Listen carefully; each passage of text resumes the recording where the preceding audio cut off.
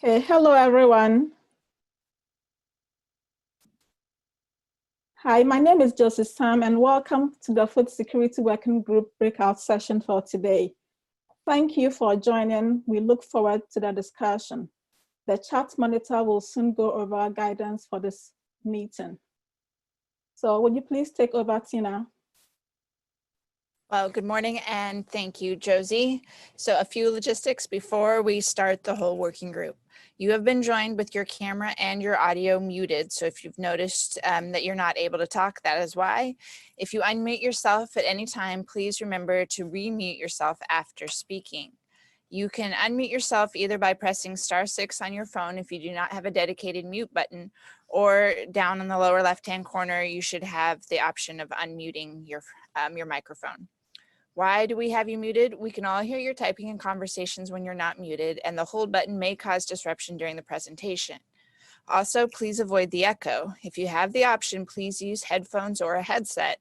And also, if you're on the phone, please have the speakers on your computer turned all the way down. We can get an echo when the phone picks up your computer audio. The controls for Zoom can be found by hovering your mouse at the bottom of the screen. There you can see the chat function, and you can also see the participants. If you have a question, you can type the question into the chat window and I'll read the questions out loud. Additionally, if you need help, you can message me, that I'm the ASSW monitoring host or meeting host that's at the top. You can message me via the chat function, or you can use the raise hand tool in the participant window. If you would like to join in the discussion, you can unmute yourself and speak up, or raise your virtual hand and I'll call on you, or you can send a chat message to the group everyone and I'll read those questions out loud. For anyone without a mic, the chat becomes very important. You can type your questions into the chat and I will read them out loud so you can participate in the discussion. Additionally, this entire presentation and working group is being recorded. The video, audio files, slides, and links will all be available on the AOS website, AOS2020agenda.org. So with that, I think I'm going to turn it over to Nikoosh Carlo. So please take it from here, Nikoosh. Thank you, Tina. Welcome, everyone. The Indigenous Arctic is a contemporary home to many different Indigenous peoples. Please join me to recognize these lands and waters as the mostly unceded traditional homelands of Indigenous peoples. Together, we honor and recognize the place-based knowledge of Arctic Indigenous peoples and their ancestral and contemporary.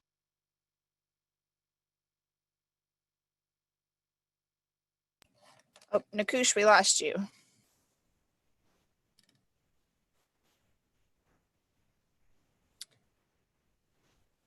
So everyone, just wait a second. We seem to, Nikoosh's phone seems to have dropped off. Oh, everyone long. Okay. Can everyone else hear? Yeah, I can hear. Oh, great. So it's just Nikoosh, Yeah. just to double check. Great. We'll wait 1 second for Nikoosh to come back on.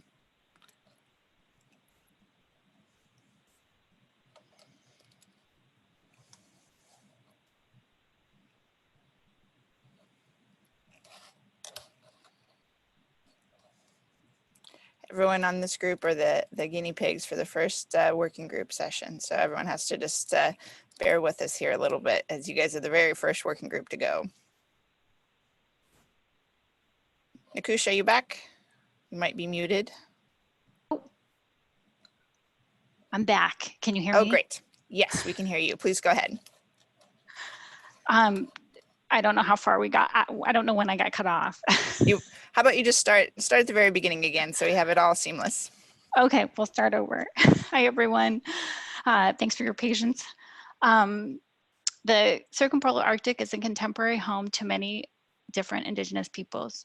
Please join me to recognize these lands and waters as the mostly unceded traditional homelands of Indigenous peoples. Together, we honor and recognize the place-based knowledge of Arctic Indigenous peoples and their ancestral and contemporary stewardship of their homelands. It is the responsibility of each of us individually to learn, read, and gain better understanding of the Indigenous peoples and cultures with which we engage.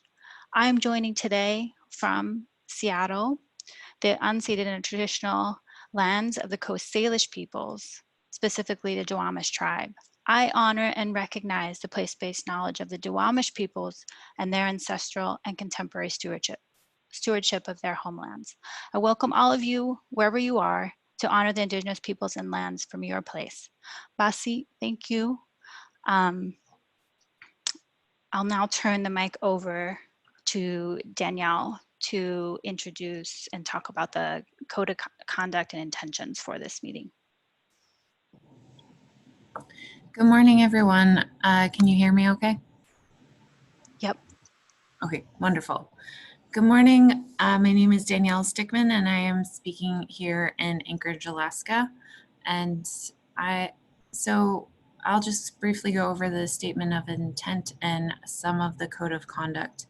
As we gather to discuss and share science and different knowledge bases, we must remember to come with a willingness and open mind and foster good spirit in multiple Arctic languages so that we can create a sense of community even online. We get out what we put in, and we invite all ASSW and Arctic Observing Summit participants to be intentional and thoughtful with their interactions. This code of conduct was based on work from many organizations, meetings, and contributions from ASSW Arctic Science Summit Week participants along with Arctic Observing Summit participants. IASC is committed to providing a safe and productive and welcoming environment for all meeting participants and staff. So the full details on the code of conduct can be found on the website, and I'll briefly go over some of the principles and guidelines. Remember to value a diversity of views and opinions, speak without judgment or argument, strive for inclusive, transparent, and open communication. So this is an opportunity to be curious. Remember to share the air. We all have something to learn and something to share. Be considerate, respectful, and collaborative in speaking and listening. And don't prioritize or value some knowledges over others. And be aware of and address your place, intentions, power, and value to the place, both as an individual and a representative of a group or institution. And so also be respectful and aware of diverse experiences and histories as current relationships and collaborations are shaped by colonial histories. And as we continue through, maybe if you would like to go to the link to the code of conduct, Tina, can we put that in the chat box? It is in the chat already. Oh, perfect. Thank you. And then I'll pass it over to Eva. Kiana, Daniel. My name is Eva Krümmel. I'm working for the Inuit Circumpolar Council in Canada, and I'm situated on the traditional territory and homeland of the Algonquin First Nations.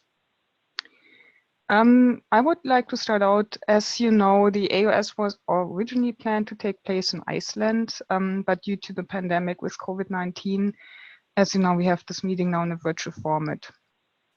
But it's important to acknowledge that the existing challenges faced by Indigenous peoples in the Arctic are amplified by still existing barriers to participate directly. And some of those lessons learned are being described in a synthesis that will be posted from the working group page, and I'm sure we'll keep discussing them.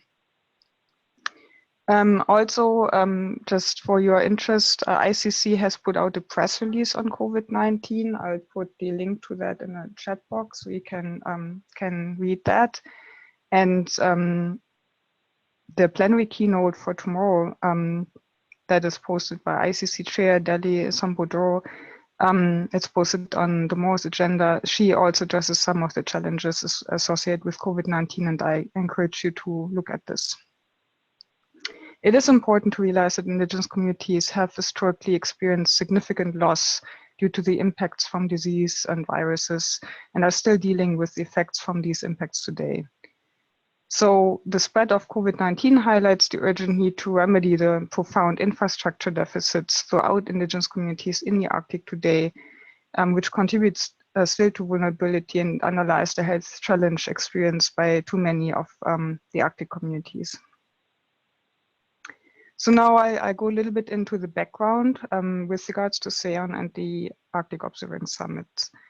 Indigenous organizations and peoples have been active participants in the sustaining the Arctic Observing Network, SEON, which is basically the initiative under which the Arctic Observing Summit, the AOS, has been organized in. And the value of indigenous peoples' knowledge and the worldviews have been recognized by the observing community as being very important. And also it's important to realize that the SEON is a joint initiative of the Arctic Council, and particularly the Arctic Monitoring and Assessment Program and the International Arctic Science Committee. So a key goal for the AOS this year, 2020, is to start developing a framework for a sustained data-driven pan-Arctic observing system. And that was dubbed the Roadmap for Arctic Observing and Data System, ROADS. And it's centered on the equitable consideration of indigenous knowledge and issues of importance to Arctic indigenous peoples. In general, SEON's vision is for connected, collaborative, and comprehensive long-term pan-Arctic observing system that addresses societal needs. So this particularly has been then, the Food Security Working Group is looking at that from the food security lens. The meaning of food security from indigenous people's perspective is holistic and interconnected across different systems, which means that social, biological, chemical, physical, cultural, spiritual, and health and well-being. Indigenous people's organizations have identified drivers of food insecurity through indigenous approaches and methodologies. For example, the Inuit Circumpolar Council of Alaska and the Tanana Chiefs Conference. The key role of indigenous food security in the working group is to provide guidance on how to identify the processes, connectivity, and types of observations needed from a food security perspective. So the Food Security Working Group is focusing on building a food security framework.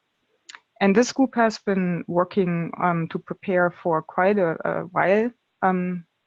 And some of the key messages that are coming out of those discussions and basically are coming into the conference now include the importance of indigenous-led initiatives and what that entails, the issue of capacity at both the community level and for researchers, the gap and need of health and wellness observations that needs to be addressed by the larger observation community. And the working group thought of the importance of elevating youth in this work, and future work was important and needed. And finally, the relevance of observations to a decision-making framework was an important discussion point, and it's illustrated in the synthesis as well. So to frame the discussion for the breakout group sessions, we have invited presenters to share an indigenous view of a food security lens. And first to speak is Carolina Behe from ICC Alaska. So Carolina, please.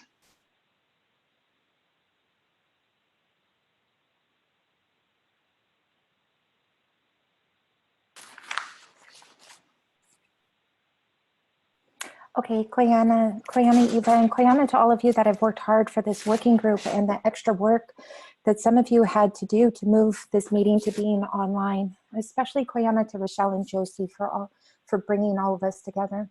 Today, we would like to take a few minutes to share with you our perspectives of food security and what it means to monitor through a food security lens. Everything we share with you today comes from Indigenous knowledge holders, from Inuit here in Alaska. So because we are limited on time, we're going to jump right into what is food security. So what I share with you comes from, written directly from Inuit here in Alaska. And this, you see this definition is very long because it reflects all of life, but I'm going to read just the first sentence to you, but I strongly encourage you to read the entire definition. Food security is the natural right of all Inuit to be part of the ecosystem, to access food, to caretake, protect, and respect all of life, land, water, and air. Remember that many of us are working with English as a second language, and that we are trying to translate these very complex concepts into another language, into English. So it's important to understand what we mean when we use these words. So when we say natural right, we're not saying this is, Inuit aren't saying this is theirs. They're saying They have the natural right to be part of this ecosystem and to take care of it. They have the natural right to that responsibility. I'll go to slide 3. So during the work that we have facilitated, Inuit from Alaska also developed this conceptual framework. The conceptual framework shares all of the components that are needed to make up food security. So in the center here, you'll see food security. Surrounding that is what food security is characterized by. That's a healthy environment. Surrounding that are 6 dimensions needed in order to have a healthy environment. That's availability, accessibility, stability, health and wellness, decision-making power, management, and culture. Outside of that are the tools needed to support those dimensions. That's co-management, true co-management, policy, and knowledge sources, meaning both Indigenous knowledge and science. On at the top of this drum, you can see these 4 words. Those are the 4 main Inuit dialects in Alaska. Each one of those words means the spirit of all. That's like the sinew that's holding the skin to the drum frame. We can't have any of this without that spiritual part of it. You see the drum handle there says food sovereignty, and that's because without food sovereignty, we cannot have food security. Now, if any of these pieces are misplaced, if any of them are vulnerable, if any of them are not there, then there will not be a healthy environment. There will not be food security.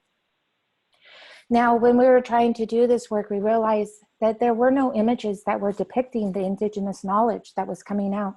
So what you see here is the Inuit ecosystem. This is Indigenous knowledge here. And as one Indigenous knowledge holder, as one elder explained, the Arctic is like a puzzle with multiple pieces making it up. All of these pieces are adjusting to each other. They're all moving, and it's very dynamic. So they're all connected to each other all the time. You see here that there's pieces that are dance and feast. There's sharing. There's walrus. There's beluga. There's polychaetes. There's gathering fresh water. None of these pieces are more important than the other. They are all needed to make a healthy ecosystem. This is what food security is. A problem happens when somebody decides they're going to come take a look at only one piece of the puzzle, and then they realize they're going to make policy recommendations without recognizing the impact that has, the cumulative impact that has on all of the other pieces. We can see through this image, well, I could tell you that oftentimes scientists could think of these puzzle pieces as systems, but they go a little bit beyond that, because what's really focused here is the relationship between those pieces. And here we can see strongly that Indigenous knowledge is helping us to understand the focus that's needed to be on relationships between these pieces. This is what we mean when we say monitoring through a food security lens. Through this, we can begin to understand, again, that Indigenous knowledge is monitoring, brings in multiple variables, and makes connections across abiotic, biotic, and cultural elements. Consider monitoring a walrus. We have shared this with many of you before, but when you think about monitoring a walrus, if you talk to walrus hunters, you don't start out hearing about walrus. You have to hear about sea ice thickness and movement of sea ice. You need to know about the temperatures of the waters and the taste of the salt, the change in the currents, even the stomach contents of the walrus, because people eat the clams of the walrus, and that tells them about what's happening with the animals on the bed of the ocean. Tells you about how animals are moving. You need to know about how the behavior of that walrus is with other walruses and around other animals. But you also have to consider the young boy that's being taken out every single year to learn about his relationship with the walrus, his relationship in that environment. And the first time he has a catch and he brings that back and provides it to an elder, at that point, he's become a provider as opposed to being provided for. This is what we mean when we say stability, availability, accessibility, decision-making power, Inuit culture, and health and wellness. All of these pieces have to be considered. I'll move to slide 7. This gives us a good example of what IK has to offer and the importance of building observations, monitoring programs that utilize both Indigenous knowledge and science to get a complete image of what is occurring. You can think of it in these terms, that science has taken couple hundred years to really perfect getting minimal variables, to really boil it down to specific points.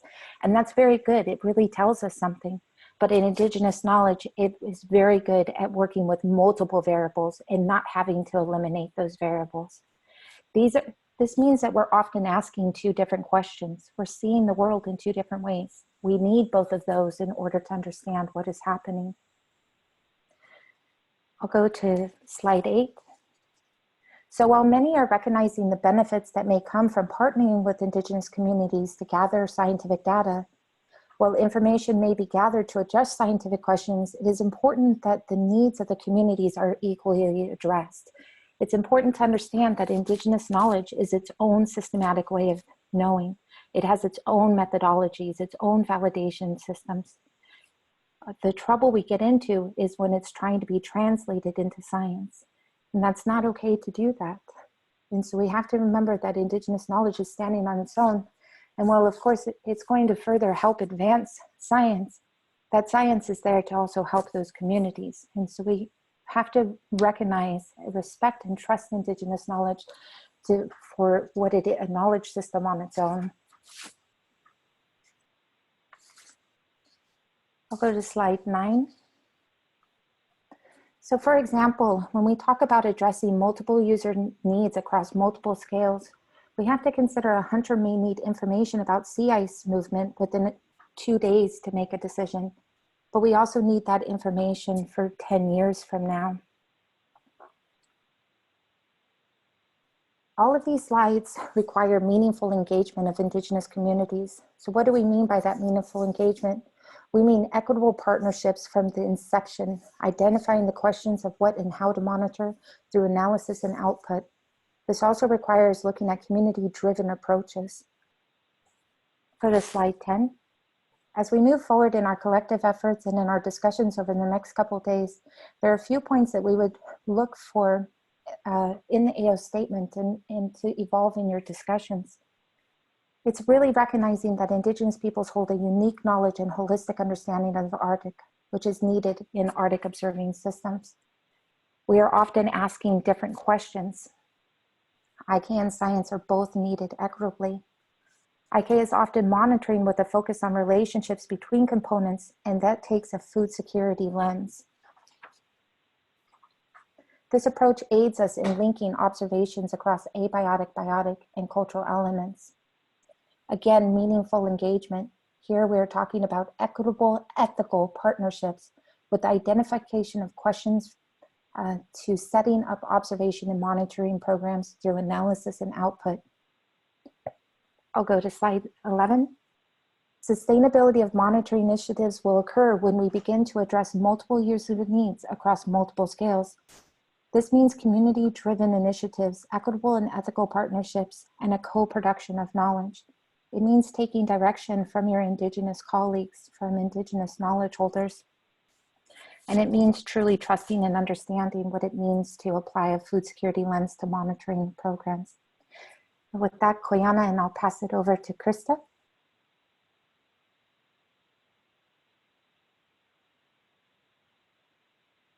All right, thank you, Carolina. I'm gonna just share my screen.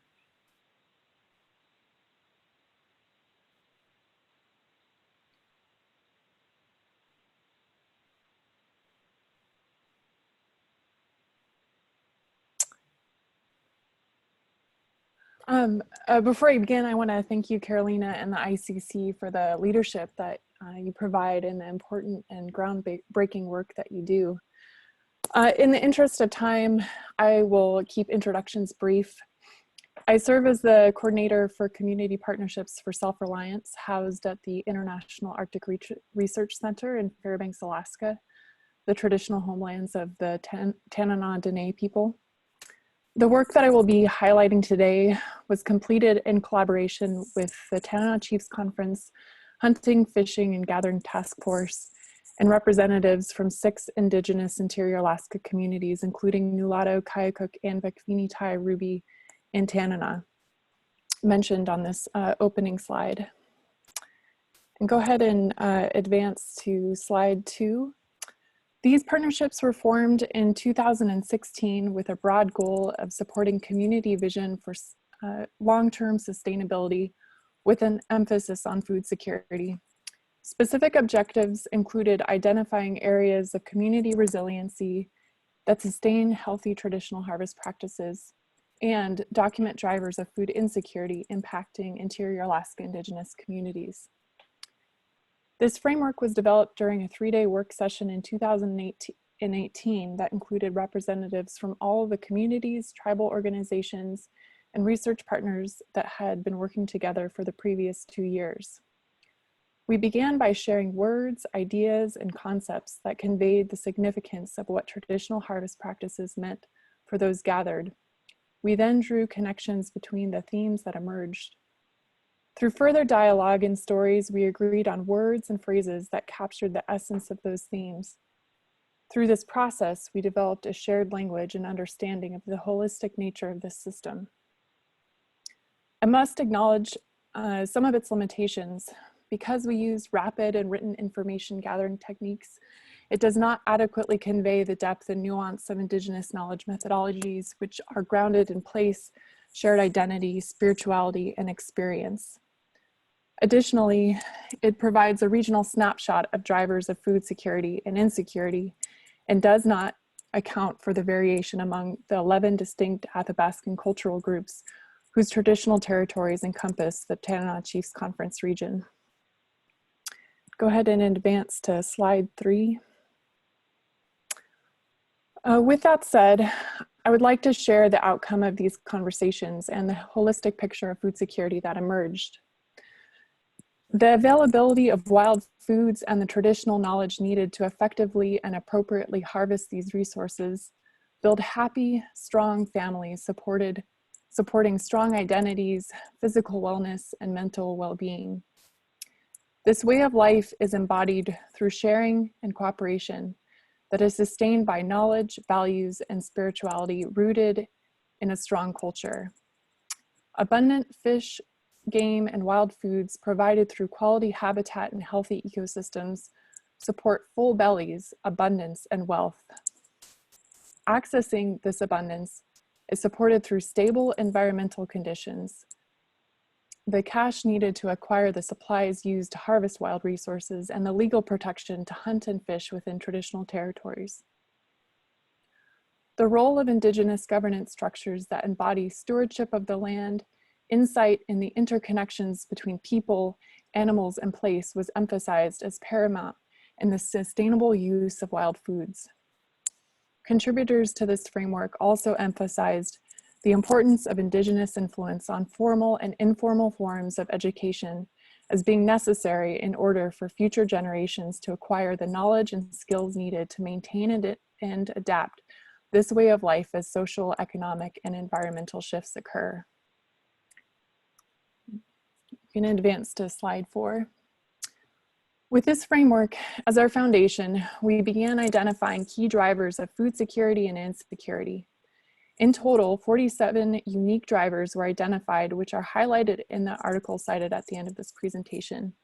And they are organized according to the ICC's definition of food security. With a simple voting exercise, participants identified which drivers had the greatest impact on harvest practices within the last 10 years.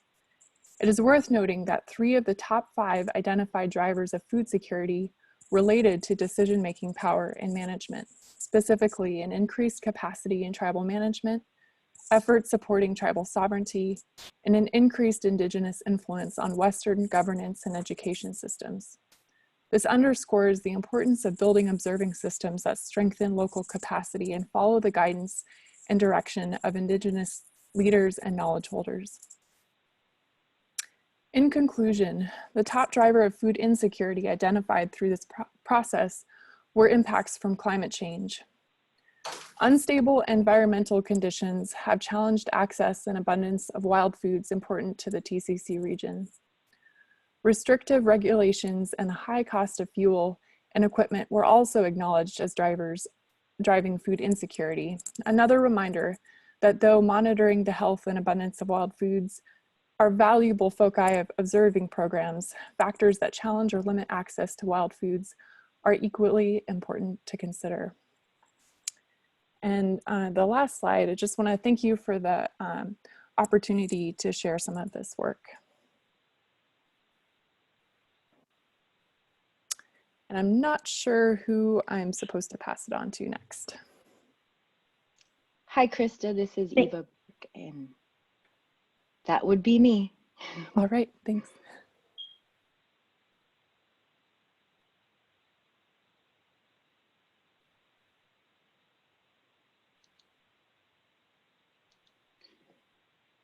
I think you'll have to stop sharing. Okay, there we go.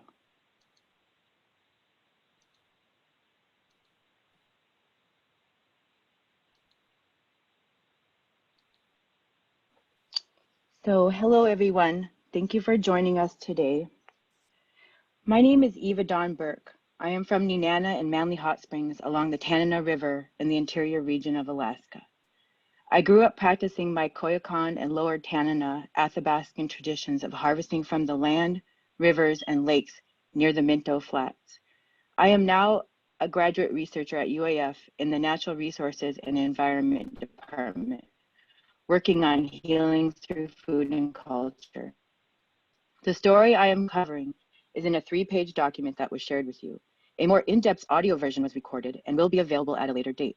To hear more, please visit the website of On the Land, a media collective created to center Indigenous voices and their experiences on the land. In line with this purpose, the stories shared by myself, Juno Berthelsen, Corey Erickson, Sherry Fox, and Austin Amasuk provide contemporary insight into what it means to be Indigenous and how our being is deeply rooted in our relationship to the land. For the first part of this presentation, I will use our storytelling tradition to synthesize my written story and audio recording. To start, I'll give you a little background on how fish and wildlife are managed in Alaska.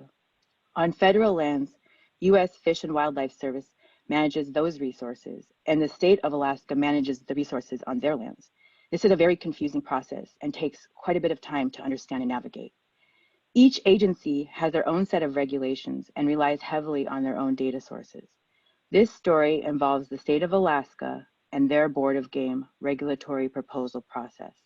The public can develop proposals with their own data or interpretations to submit for review by the Board of Game, which meets annually every 3 years to publicly review their own proposals along with any submitted by the public. In this example, I was asked by a well-known elder, Dr. Reverend Anna Frank from Minto, to attend the upcoming Alaska Department of Fish and Game Board of Game meetings to testify on her behalf against the reauthorization of antlerless, or basically cow hunts, in interior Alaska. First of all, in our tradition, we never hunt cows unless it's for survival or ceremony. Second, these hunts take place at a time when cows can be pregnant. Amateur or outside hunters would not be able to recognize the different way in which a pregnant cow moves. Upon arrival, I witnessed hours of tribal leaders, elders, hunters, and youth testify, but could feel it was not getting anywhere. And I was right. The testimony was to no avail, and the cow hunt was reinstated, citing only Western scientific evidence about low birth weights and twinning ratios. I know that this can also be caused by the climate change that is affecting vegetation, precipitation, and access, such as the rain on snow events, early summer droughts, and late fall rains. I wanted to know more, so I did a little research, and it became obvious that not only did Alaska Department of Fish and Game regulations contradict Indigenous knowledge, they also do not align with the wildlife regulations of our neighbors in Yukon, Canada. Alaska has a huge influx of sports hunters who do not rely on the fish and wildlife for survival. Rather, it is truly a game for them. The state of Alaska has been consistently criticized by all Alaskans, not just Indigenous people, about the pressure from outside sports hunters. After this meeting, I felt that co-management is a long way from reality. But in this working group, we have the opportunity to strategize on making it a reality. And now, how do we get there? There's one guiding principle that really stands out to me. Co-management strategies must be developed and implemented by Indigenous people who rely on these food sources for survival and understand the health of their ecosystem better than anyone. To explore this story further, we are going to review Indigenous food sovereignty and security values and examine the story through the 6 dimensions of Inuit food sovereignty and security that Carolina just shared with you. So for slide 2, these are our Indigenous food sovereignty and security values. Our culture is interwoven with food sovereignty and security. Our schedule follows a seasonal lifestyle, and to maintain harvesting skills, food preparation must be part of everyday life. We have reciprocal relationships with plants, animals, lands, waters, and air. Because they are our relatives, we have empathy for them and view ourselves as protectors. We honor our relatives with ceremony. For example, the tradition of giving the first catch to elders, or the whaling festival, Nalukatut, that takes place in Utqiagvik every June. We only take what is needed for survival and have a zero waste policy for sustainability. We use the skins, furs, and bones for things such as regalia, art, canoes, and baskets. And state and federal policies do not account for these values, and in fact are endangering our food sovereignty and security. So I took my story and I identified key points related to the 6 dimensions of Inuit food sovereignty and security. Availability. There is an enormous amount of pressure from outside hunters, and locals have to go farther or go without. Cow hunts will drastically reduce the population over time, which has happened before. Culture. We only hunt cows for survival or ceremony. If someone passes, our tradition is to harvest a moose and make moose head soup. We harvest what is available, which is often a female in the winter and is viewed as an offering or blessing to us during a very hard time.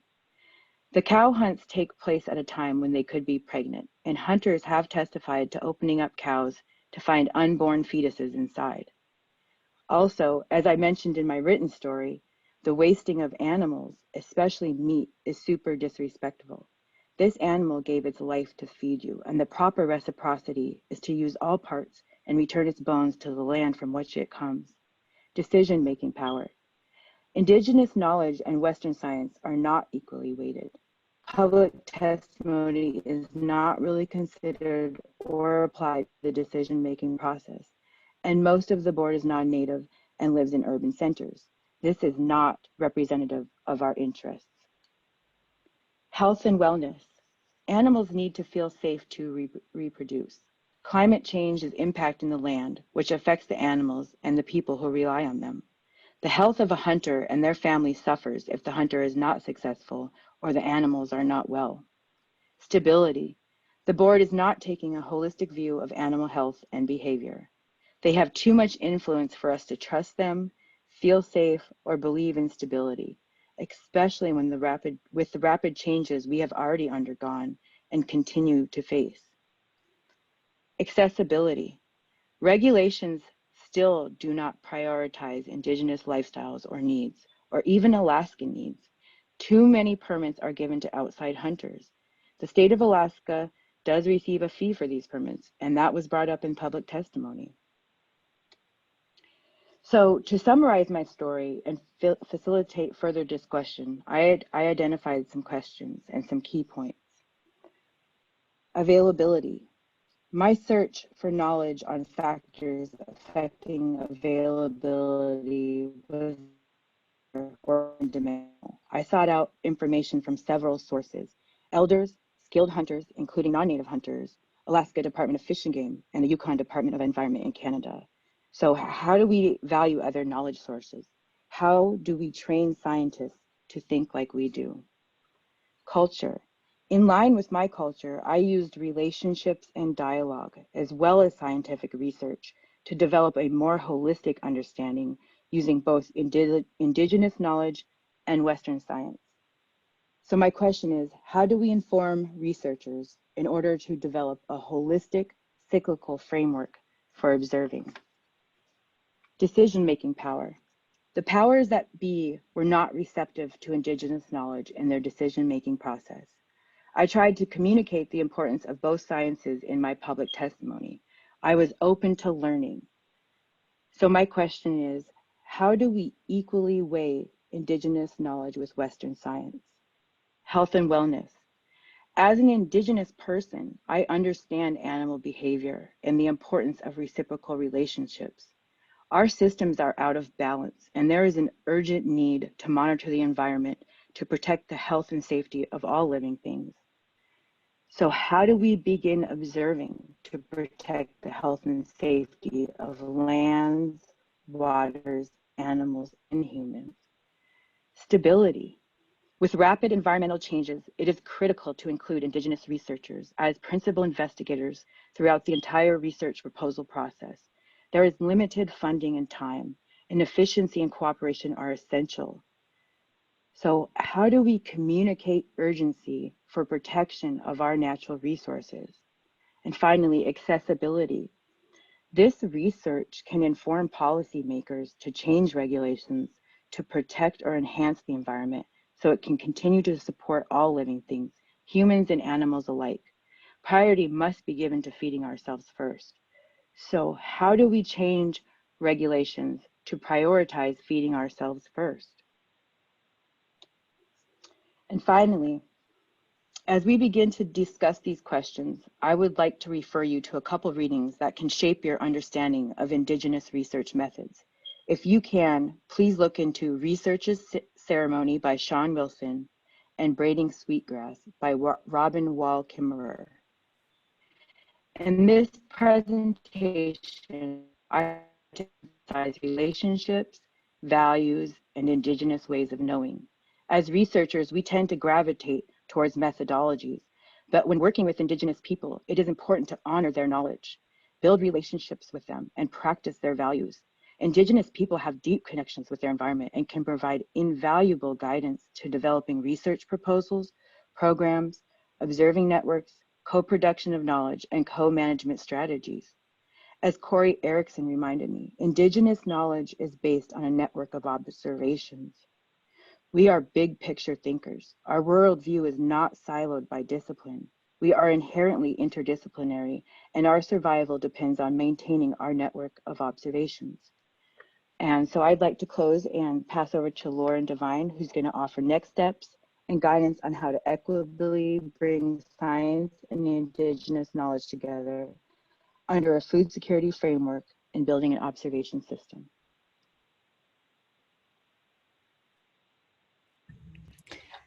Thank you, Eva. Give me one moment while I take over screen.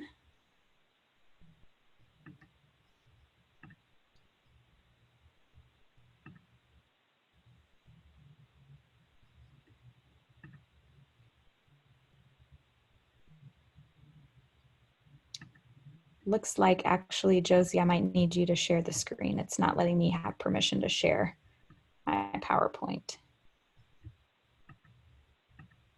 or PDF. 1 second, let me see if I can give you permission here. Oh, never mind, there you go. Perfect, and we can go into slideshow screen. Good morning. Thank you to our presenters ahead of myself. I am Lauren Devine. I work for the Aleut community of St. Paul Island. It's part of the Pribilof Islands in the middle of the Bering Sea of Alaska. And this morning, I want to follow the presentation by giving you a bit of a prompt for our breakout session that we will go into in a few moments. So frameworks are shaped by the types of science and knowledge that are used to construct them and determine how observing and monitoring, evaluation and interpretation, and decision-making are developed, refined, and informed. The Rhodes framework, for example, is informed almost entirely by Western science, dominated by single focal species approaches, data collection via equipment and quantitative methods, and within linear hypothesis-driven approaches. You heard from Carolina and Krista on how holistic frameworks from an Indigenous lens looks, and it's quite different. Eva Dawn shared her story and experience with moose management, which shows how the different aspects of this story are connected across the 6 dimensions of food security that the Inuit Circumpolar Council of Alaska identified. Additional questions are shared that reflect a needed conversation, especially as we work towards shifting the paradigm of the approach taken by researchers when building relationships with Indigenous communities. We have 3 slides here, and they're available to your facilitators for your breakout. And what we would like to do in your breakouts is for you to explore the challenges that were presented by Eva Dawn's Moose Management story.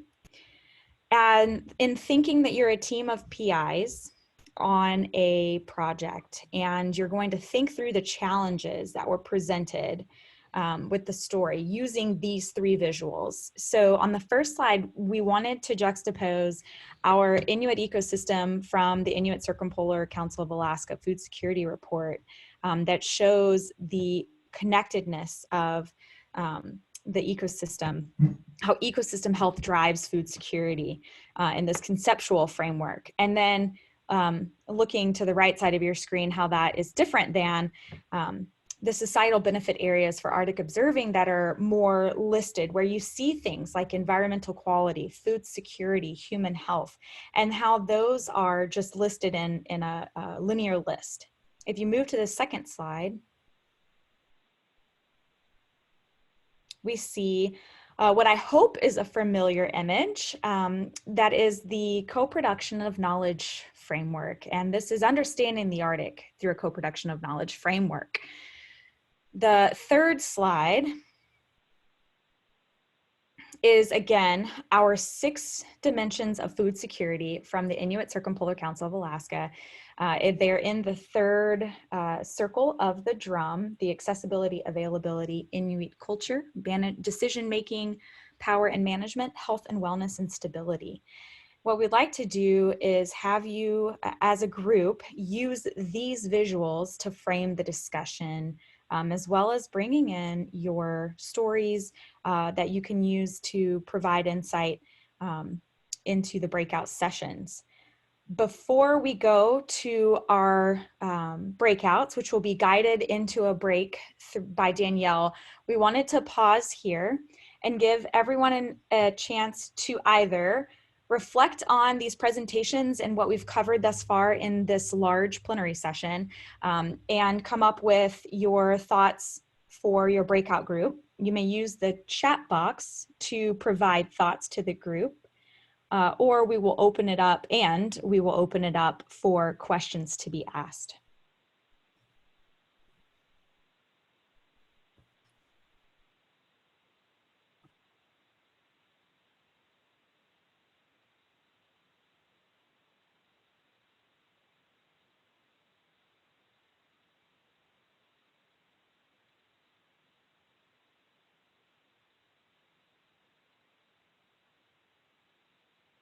Thank you, Lauren. This is Danielle. I was just waiting to see if anybody had any questions or comments. And I see that Eric Solomon posted something. Great presentation so far. He shared an awesome Inuit youth document with concrete recommendations for using the strengths of Indigenous knowledge and science together and meaningful engagement of Indigenous communities in research. So the link is in the Zoom chat. And for some of the ones that are on the phone, these will all be shared out at the end of the meeting. This is Danielle. Are you guys all able to hear me okay? Yes, I'm hearing you great. This is Tina. Yes. Okay, great. And then a reminder to anyone that wants to speak up and comment or whatever, you are automatically defaulted to muted. So you have to go down to the lower left-hand corner in Zoom and you can unmute yourself, or you can also unmute yourself in the participant window if you see that as well.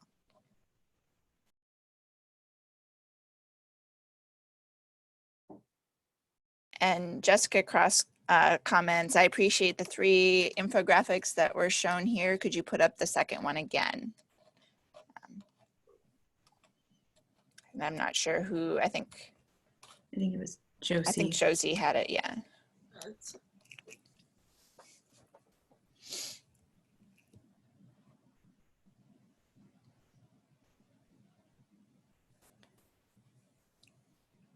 All right, I'll give everybody a few more minutes if they wanted to ask any questions.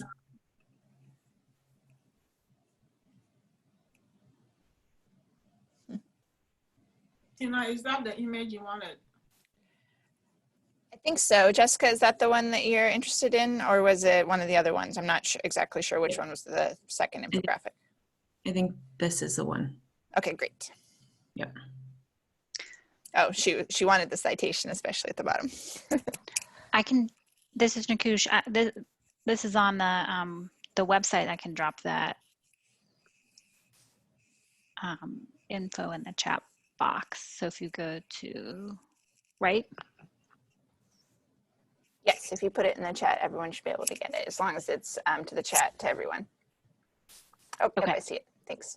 Okay, so it's AOS2020 agenda.org, and then that's the main, look for working groups, and there is the graphics are posted, and the presentations are posted on the website.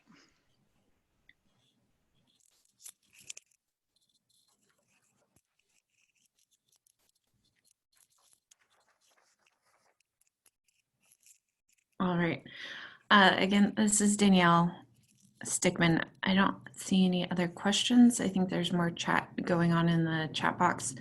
So I'm just going to do a brief transition exercise with everybody who's online. And if you're listening in on the phone or the computer, I'm asking you, and I can't see you guys. I can start my video, but I don't. We can see your video. Can I jump in for one quick second, just so I can do a quick thing for the breakout rooms? I just need to know who, so there's a couple people that are just called in, and so I get you in the correct breakout room. I just need to know who people are quick. So whoever, your last four numbers are 3260, who is that? If you can unmute and tell me. Oh, and I might, wait 1 second, let me. I might have to unmute you. Let me unmute everybody. So yeah, 3260, if you could say who that is, that'd be great.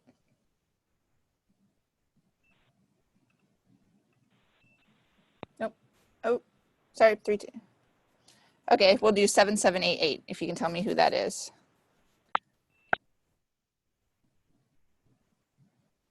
Are you having trouble unmuting? That's 7788 is Sarah White. Okay, perfect, thank you.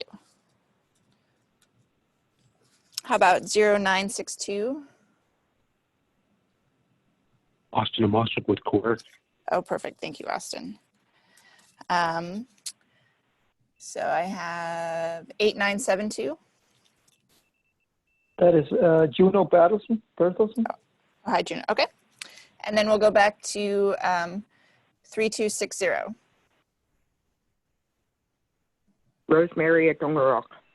Oh, great, perfect, thank you. Okay, that's all I need.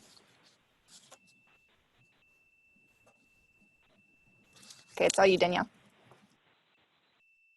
Okay, and I know we've been sitting for about an hour. So I was going to do a breathing exercise with everyone, but I'm just going to ask everybody to close their eyes. So we had some really good stories and presentations from all of the presenters, and I'm just going to transition to just a little visioning exercise. So I'm asking everybody to close their eyes and imagine that you're on tundra. And imagine that you're not hunting or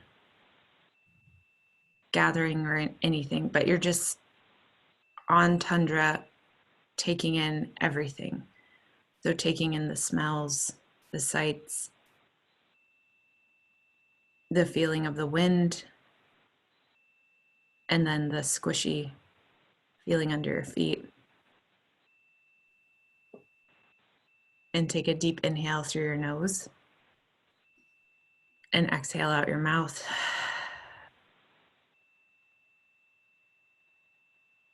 And just try to think about what it feels like on the tundra.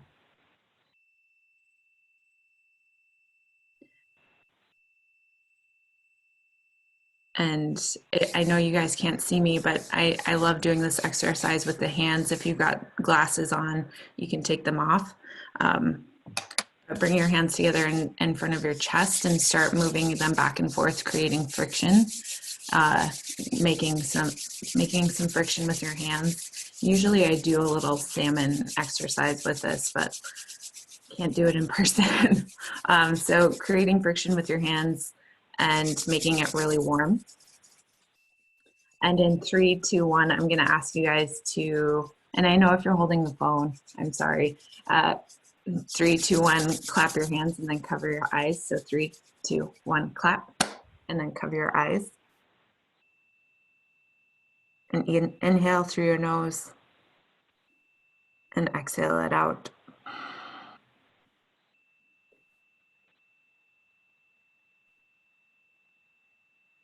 All right, thank you guys. If you guys did it, Shannon, thank you for doing it with me. And if not, that's okay.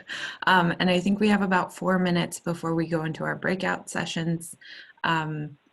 If you're in your house and you need to run to the restroom really quick or grab a drink of water, now's the time. And we'll be going into breakout sessions at 11. Anything else? And this is Tina. Please don't exit out of Zoom or anything while you take your break. You can just mute your phones or turn your video off or whatever, but please leave this running. Otherwise, I have everyone set up in breakout rooms and you'll mess up my distribution. So please just leave Zoom running. Okay. So whoever is leading this next discussion, I have either Danielle, Sam, Victoria, or Lauren down on the agenda. They'll have to unmute themselves again because you guys have all been added as muted.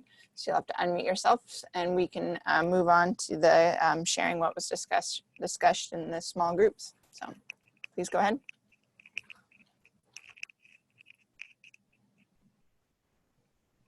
Sam, where are you? I think I'm here. Can you guys hear me? Yep. All right, awesome. So kind of in our group, we kind of looked at this idea of how can we improve systems so that native knowledge can be integrated in a way that's meaningful and that it informs policy.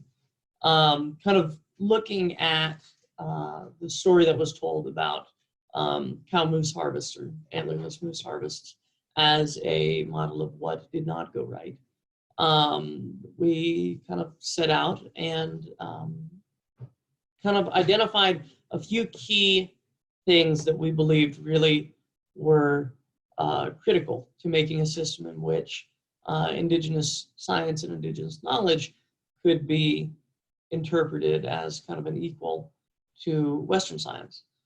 And so we kind of started at the beginning of how do you collect that Indigenous knowledge? Where do you find that synergy between scientific research and Indigenous observations? And so we looked at these ideas of co-development, community-driven questioning, with the kind of caveat that you also have to acknowledge colonial structures and you have to allow the community to identify the research needs. One of our group members told a story about wanting to do research for a thesis and applying to do it in a community, and the community had said, well, you can do research here, but we've really had enough research on food security. And so kind of she had decided then, based on the community's feedback, that in fact she would go and study a different community. And so these are really, that's really an example of how co-development and community identified research can be done, where you're saying, well, maybe you should look at this community, maybe you should look at this community. Some other things that we identified were in the kind of decision-making structures. So we wanted there to be kind of more community-driven kind of decision-making. That was something that came up with the, I think it was the Greenlandic model, where kind of government gives a lot of autonomy to the rural community to decide how it wants to implement regulation. Another thing that had come up was this idea that we need to kind of change the paradigm from, well, so something that had come up was this idea that a lot of decisions are made on kind of the best available science, and how Indigenous kind of observations are not linked into this idea of science.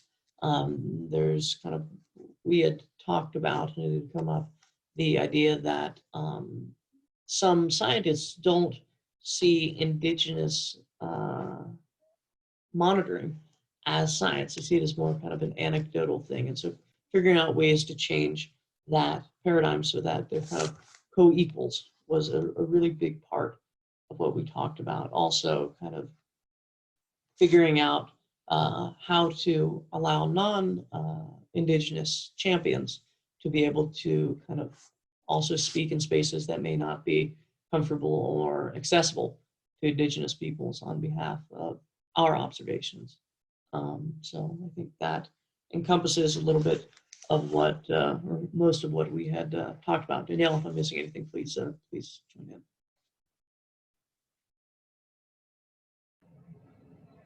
I think that was everything. Really good job, Sam. And we had a really great group discussion. If there's anybody else that wanted to add anything in, anything that may have been missed.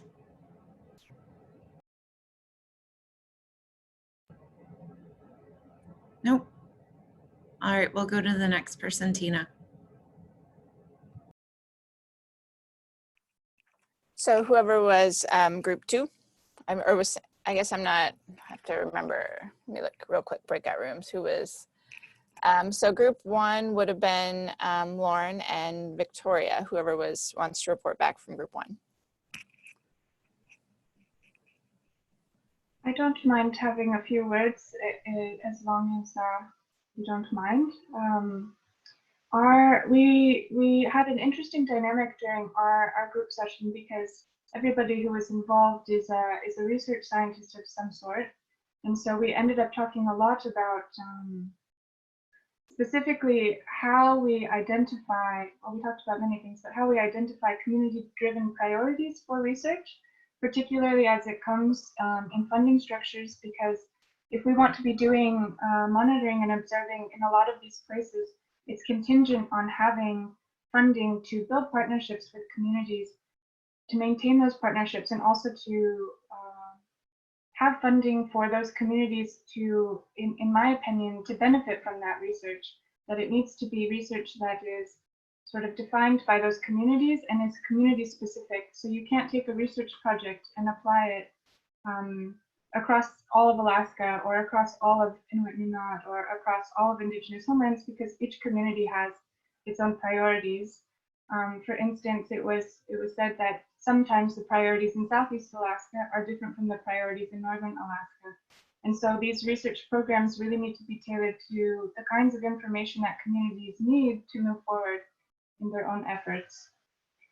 Additional things that we talked about is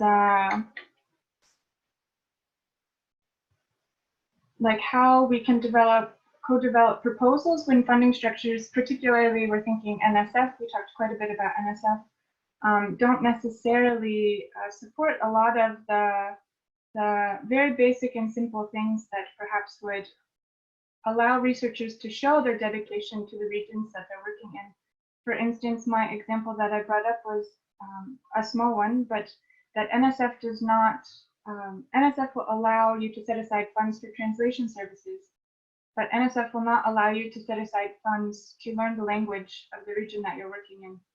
And even very small, simple things like this within our funding structures make it very difficult, I think, for Indigenous communities to really feel like they're being heard and that they are a priority within research.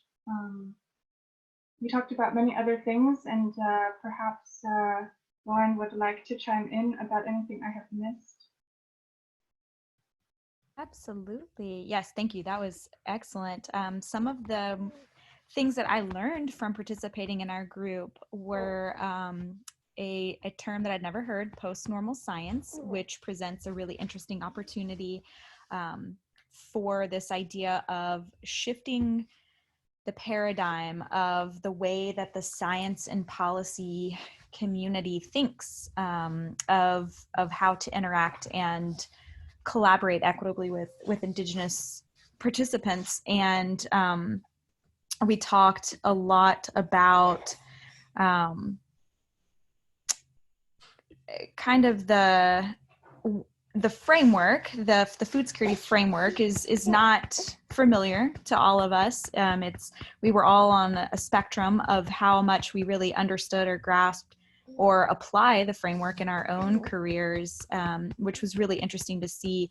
But everyone was very supportive of this idea of taking science and not making it the start or the end goal, but it's a piece of the larger story and ecosystem, and focusing on how to fit the science within this holistic framework. And it is an art, and we all acknowledge that we need to be okay with the idea of trial and error and admitting that we made mistakes. We made mistakes in the past, we'll make mistakes in the future. But if this is a shared vision in all of our various communities, whatever community we put ourselves in, an Indigenous community, a scientific community, a research community, a policy and decision-making community, we're still kind of siloing and calling it Indigenous engagement rather than everyone looking at how can we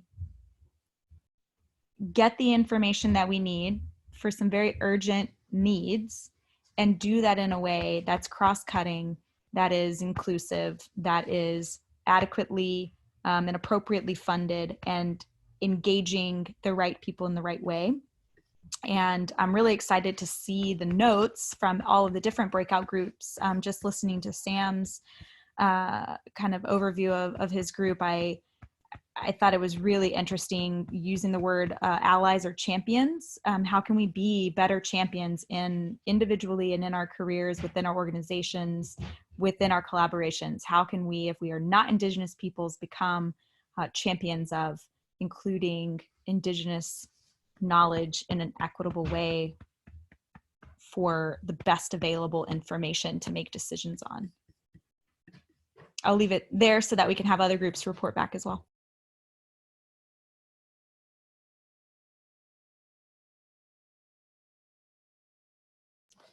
Great. I don't know if we had any questions for that group. Nope. Okay, so the next group I have is Eva or Julie. I'm not sure. I didn't see Julie on anymore, so maybe Eva. Eva Burke, I should say. Can you hear me?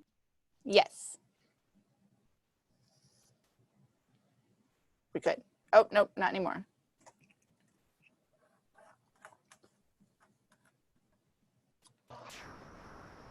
Oh. Can people hear me? Yes, now we can hear you, Eva.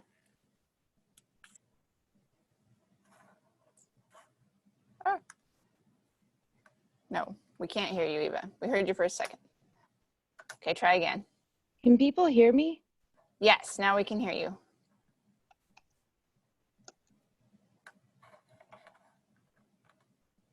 Yes. Oh, are we? We can hear you, Eva, if you can hear us.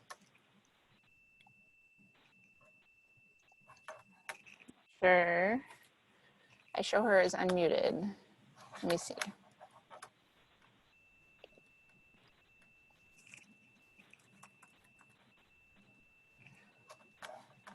Okay. Sounds like Eva cannot hear us. Yeah. Let's see if I can. Oh. Eva, can you hear us now?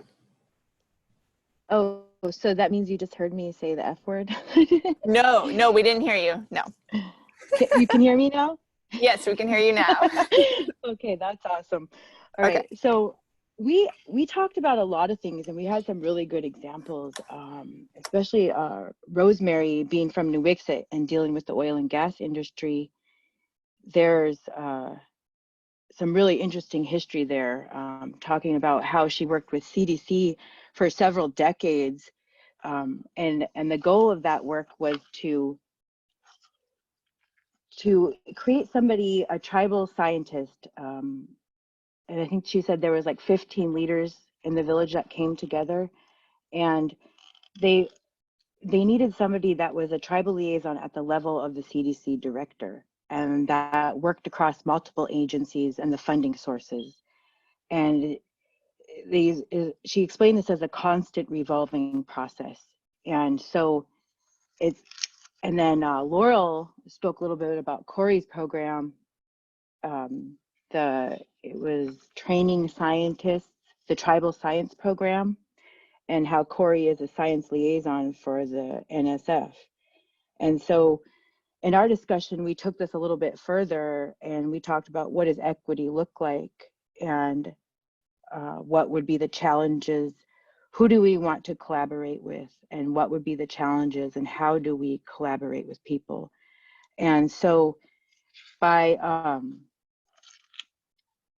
developing scientists who have their own data sets, who have the resources to monitor their own data, they have money for the systems, education, equipment, and training, and that tribes have dedicated resources. It's not these up and down funding systems, and that there is a lot of concern, if we're monitoring for the health and the health of the people and the animals, and these social determinants of health, and we're looking at the societal benefits. There's 12 areas that, social cultural is just one of them, and that the importance of that might get lost in the decision-making process.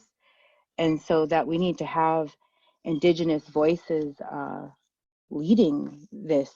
And so I really like the idea that Tatiana had, is that we need an Arctic Indigenous Scientists Association. And what that means is this would be a group of Indigenous scholars that meet, that have the community and academic backgrounds. So Indigenous scholars, especially if they grew up practicing their traditions of harvesting, they have Indigenous knowledge, and they're trained to Western science standards. So they have this real unique perspective, and they're very well versed in both worlds. They're respected in their community as well as the university level. And so the idea is that this Arctic Indigenous Scientists Association would meet regularly and discuss issues, and sort of have like a team together. And why would that be important is because when these RFPs come out, there's a call for RFPs, they're due 3 months later. It's fast and furious. I'm a grant writer, and I know this is just a real crazy schedule, and it doesn't allow the time to build relationships. It doesn't give the time and space to really develop community-driven research. And so it's like this Indigenous Scientists Association, they'd already know what the issues are. They would already know what this RFP should say. They're already prepared ahead of time. They're just waiting for the RFP to come out. And so maybe the way that this can help is the people who let out these RFPs, or our allies, or people that we collaborate with. Many people have insight into when what's going to be included in the new RFP and what other ones look like in the past. And so I really like this idea, and that the Indigenous scientists, and also working with the youth, here at in Alaska, we've got the Alaska Native Science and Engineering Program, and we have the American Indian Science and Engineering Society.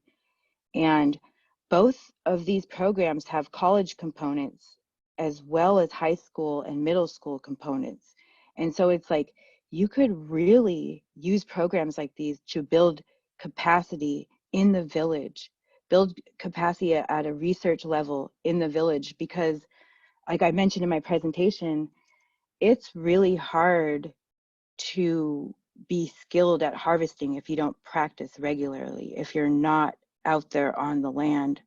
And so this really builds into food security by allowing our youth to stay in their communities, practice their traditions, become skilled at them, as well as some of the time in the winter, maybe when we're not not so busy, but we're always busy. But maybe using some of that time to engage in the academic world and the scientific research side of things. And so I think I'll stop there.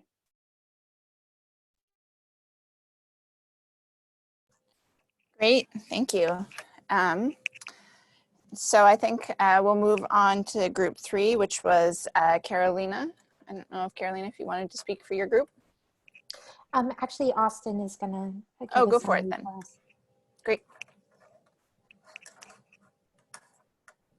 Yeah, good afternoon. We had a seven-member breakout group. Though it was what we could consider small, it was well-rounded.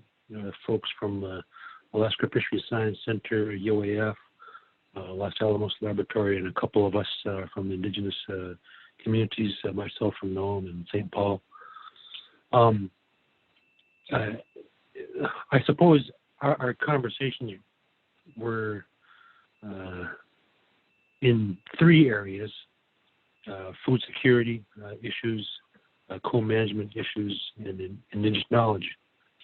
And we started off, each one of us explaining or describing our involvement with indigenous knowledge users or indigenous knowledge programs, and we got to hear from each of the participants their experiences. Some experiences were much more extensive, others were more limited, and so we were able to go around the breakout group and have this understanding of where we each came from. And as we started discussing these issues a little more, I suppose an area that we spent the most time on was how we incorporate indigenous knowledge into various decision-making processes.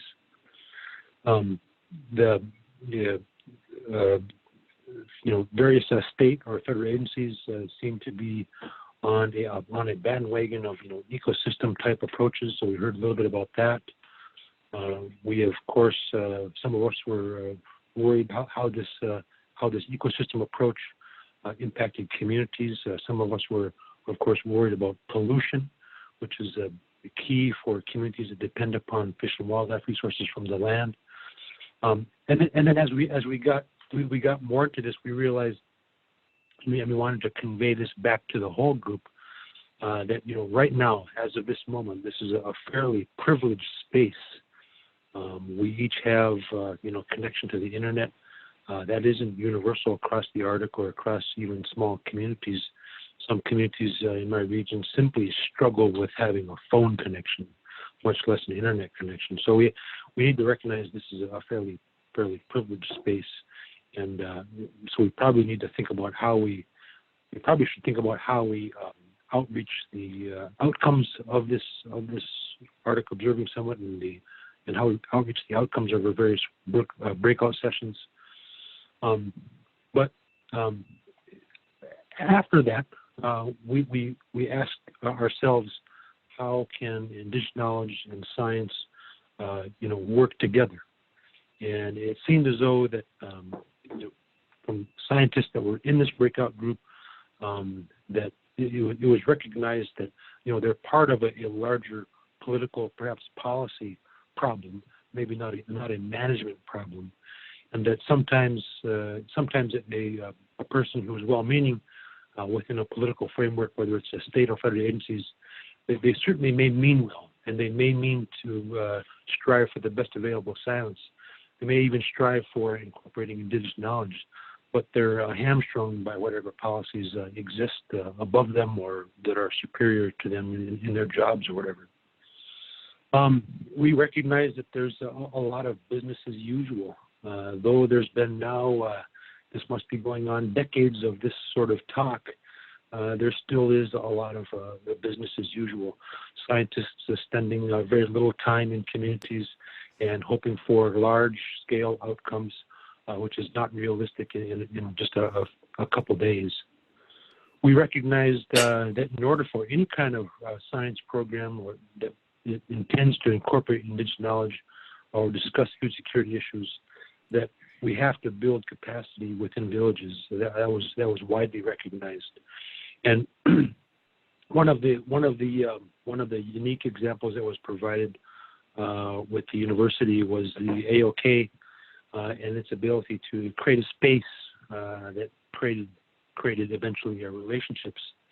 But that space also fortunately had a very unique funding situation. So it may be likely that the success or failure of establishing these spaces may depend upon what sort of foundation support or funding support that they have. So there was a lot of of course talk about how that is done, and in the end there, in closing, we sort of talked about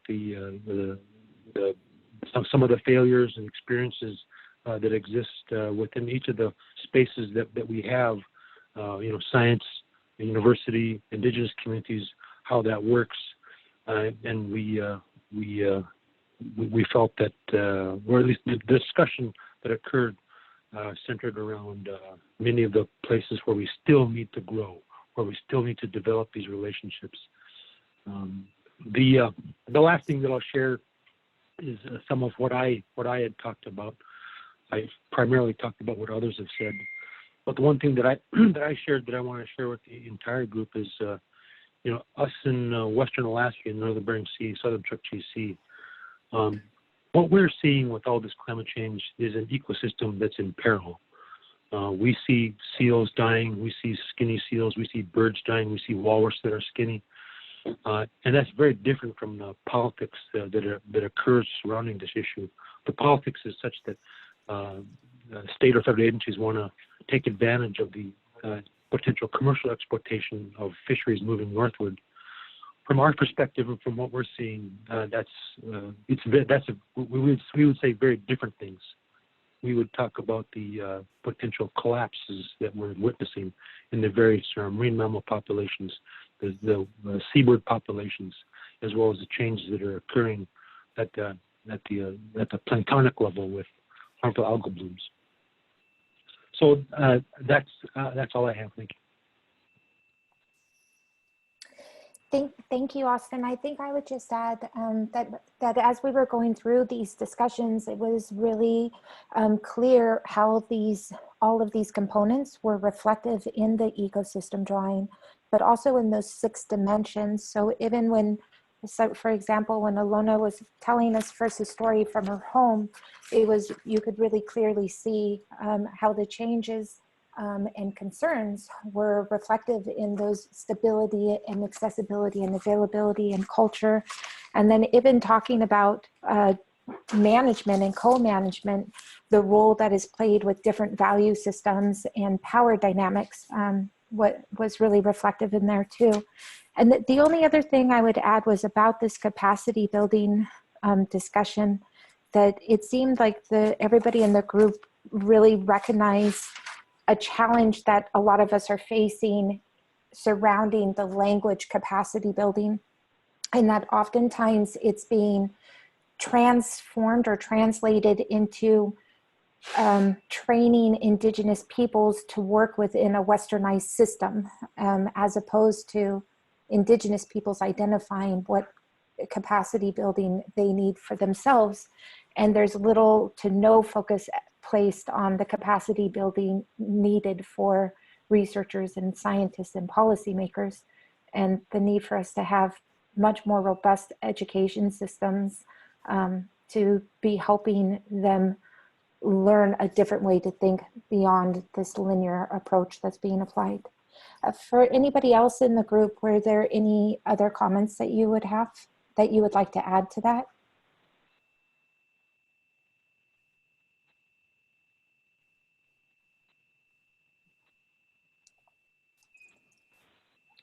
Okay, Koyana again, Austin.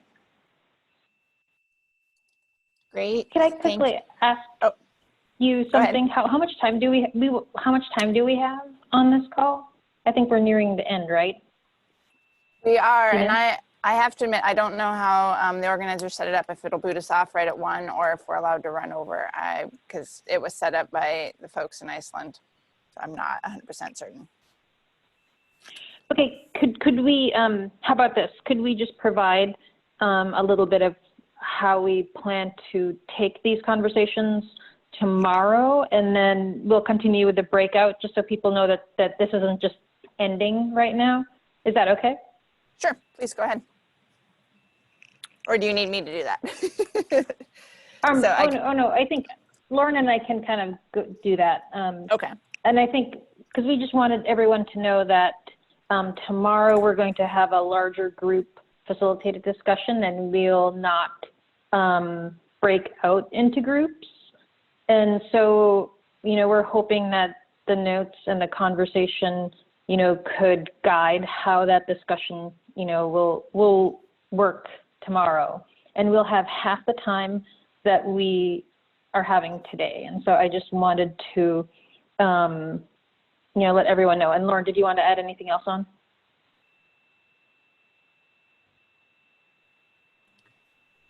And I can add, Hayo just chimed in that we can run over, so we have as much time as we need, or as much time as people are willing to give us.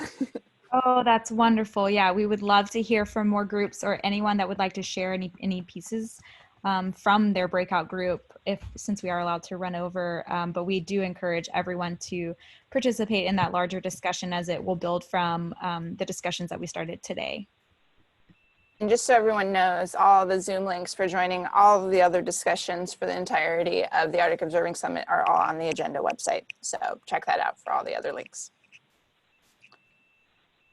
And so if we wanted to keep going, the next group would be Candace's and Nikoosh's group. If they wanted to go ahead, whoever is going to report out. Hi, everyone. This is Nikoosh. Can you hear me okay? Yes, we can hear you great. Great. So a lot of the things that we've discussed have been raised already. So I'll highlight maybe some additional things, but we sort of, throughout our conversation, acknowledge that these are not easy discussions to have, or they're hard questions that we're talking about looking at and engaging with governance structures that either existed already and were created without a lot of input from perhaps from the people that they impact most, and that there's influence of colonial structures throughout these different governance structures. So, and capacity building is really important to that. So, that formed a little bit, that formed our discussion, and acknowledging that there are many different structures out there for different areas and regions and different processes. So we heard we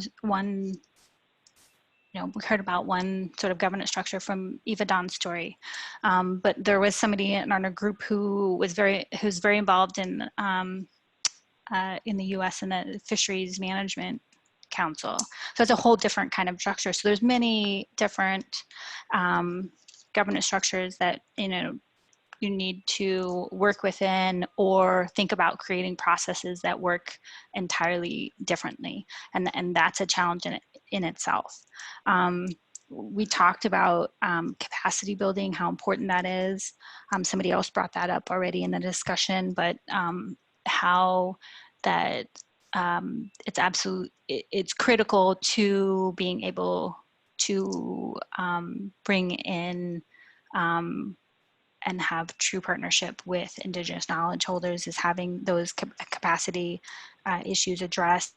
We also talked about the challenge of having issues, topics, things in motion, and then being invited to a table that has already been set up, and how important it is to be part of those discussions from the very beginning, and building that table instead of having coming into the discussion when the framework has already been there and you haven't had a chance to influence it partner in a way that makes sense. And then one of the other things we talked about was addressing some of the systemic issues that exist, like inequities, and how it can be difficult to think about addressing really specific things or building a specific observing system when we haven't addressed these much sort of larger systemic challenges. I think I'll stop there and ask if any of the other group members wanted to add anything. Please chime in.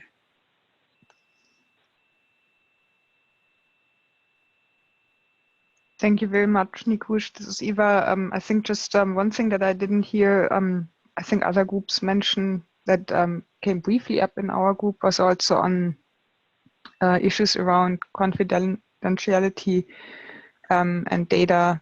So if if you want to bring in indigenous knowledge, and that also needs to be addressed.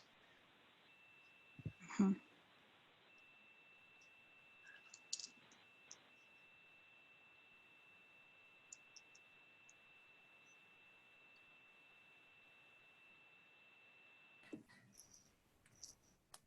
Was there anyone else from that group that would like to add anything?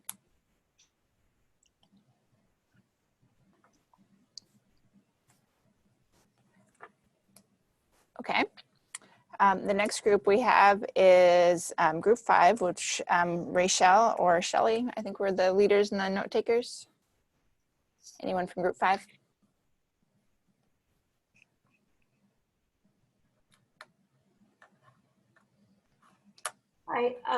I guess I could go ahead since they asked me to report out.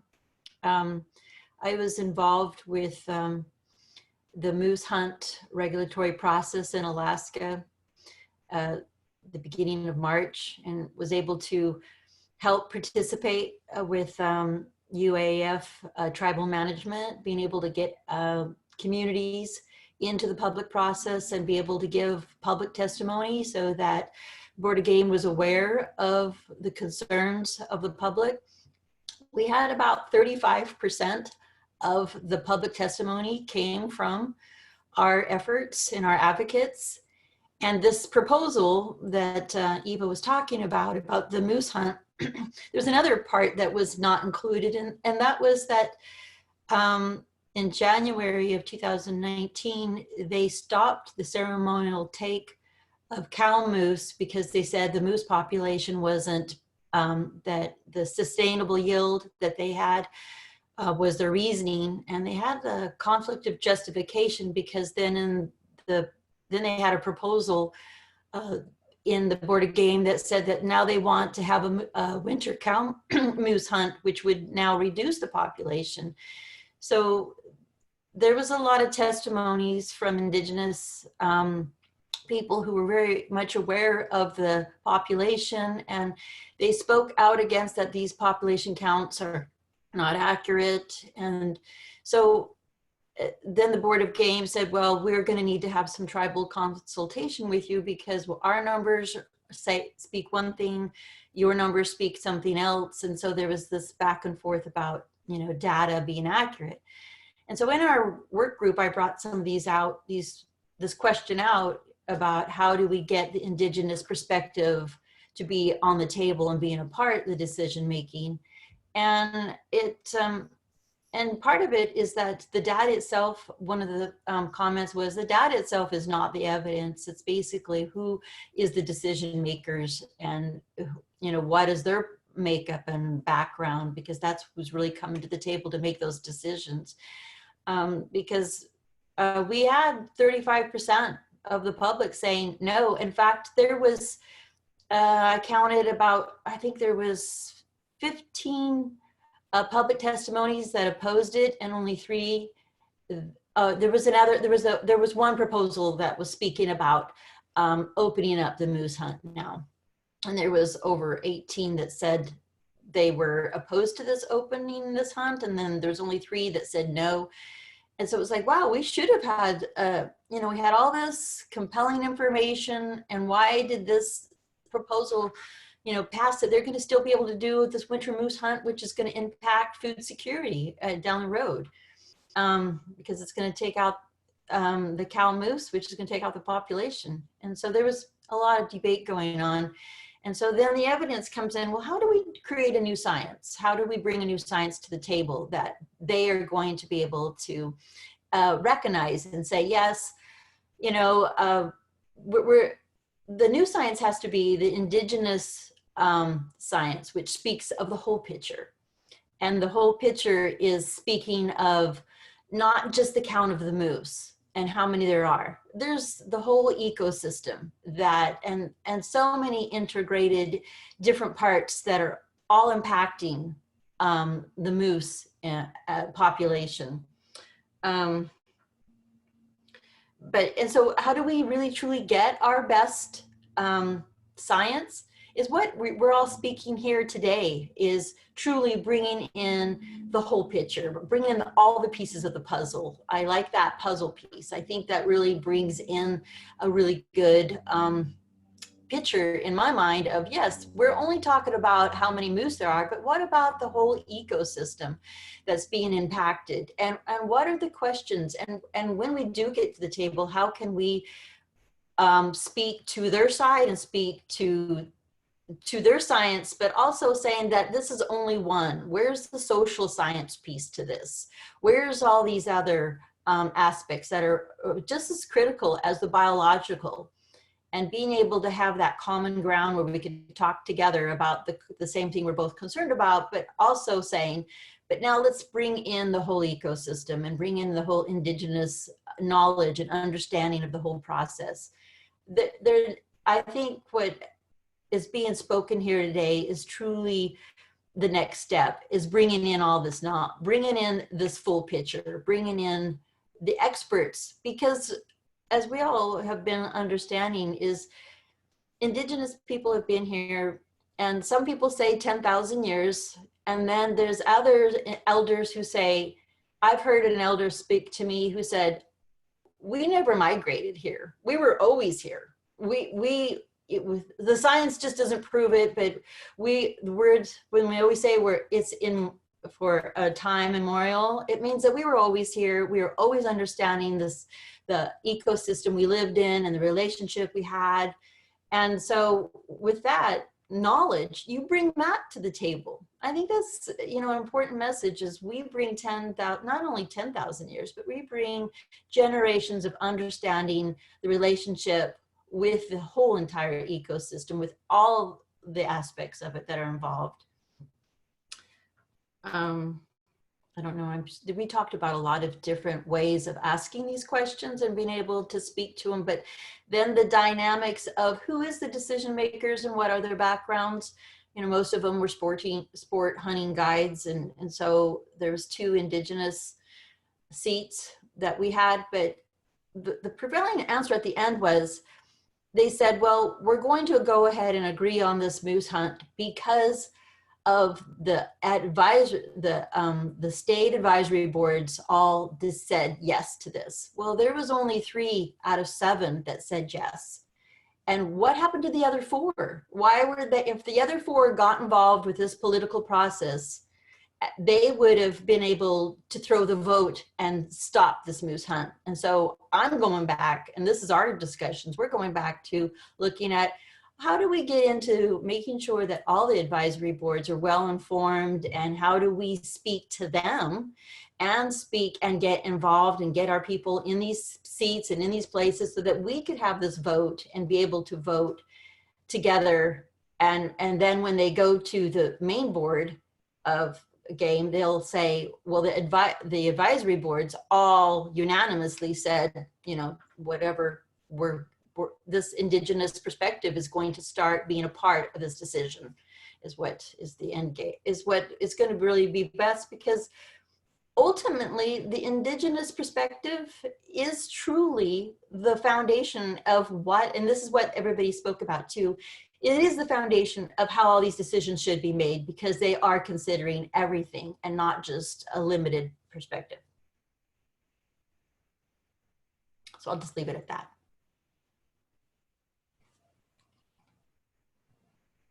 Great, thank you. Anyone else from this group? Yeah, hi, it's Shelley. One of the things that we started the conversation off with was sort of a point that I brought up as the facilitators, that our Carvick youth researchers don't use the term community-based anymore. We use community-driven. That, you know, the idea of community-based research has kind of been hijacked by people that spend a few weeks in the community but are ultimately responding to their own agendas and their own research needs. And so, you know, we would really like to have people consider that a shift in terminology, as well as a shift in thinking about the way that equitable research is done, means that community-driven research, responding to community needs and having Indigenous people as equal partners, is probably a much more reasonable way to start making that shift. That if communities really are equal partners in determining research questions, determining methodologies, and being part of interpretation, that ultimately what you are getting is the ability for Indigenous science to be on the same level playing field as Western science. Anyone else from the group have anything to add there? Hey, this is Rachel, and there's one point that, you know, I think a couple of points have been expressed by other groups. You know, we talked a lot about capacity, and then I really liked, I think it was Victoria and Lauren's group that talked about, you know, that whole decision-making frame, or the whole framework. Decision-making is part of that, but data, information and knowledge is part of that too. I really appreciated that, as we had similar discussions. But I think one of the part of our discussion that I really appreciated was how you define a community, and, you know, which aspect of that community are you looking at, you know, in terms of who's consulted, you know, whose information is included, and how to be more inclusive. And I think it you know, you know, quite often a lot of, you know, community-based projects, you know, will you know, seek out hunters or you know, knowledge holders, and not necessarily the whole of the community, you know, whether it's someone who's, you know, preparing, processing, you know, all the different stages, you know, of, you know, in working within the environment. And so I really appreciated that part of the conversation. Yeah, and one other thing that we had brought up was that, you know, in terms of structures, the fact is that for the most part, even a really well-intentioned researcher can't actually make it into a community until they've got their funding in place.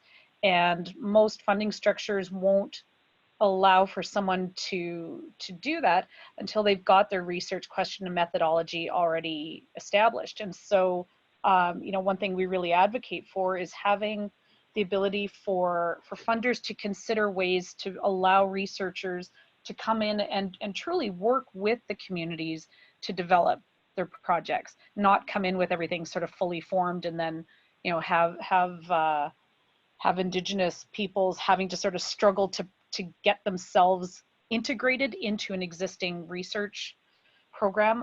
You know, our experience with the Carvick is that if a researcher is able to come in and start from square one, which is, you know, what are the questions?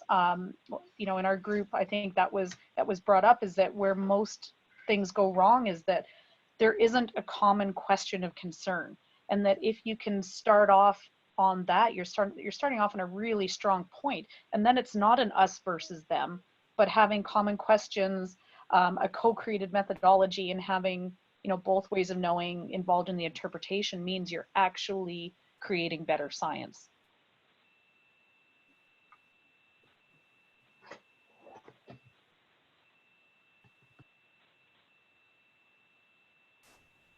Great, thank you, Shelley. Is there anyone else from that group that would like to add something to the discussion?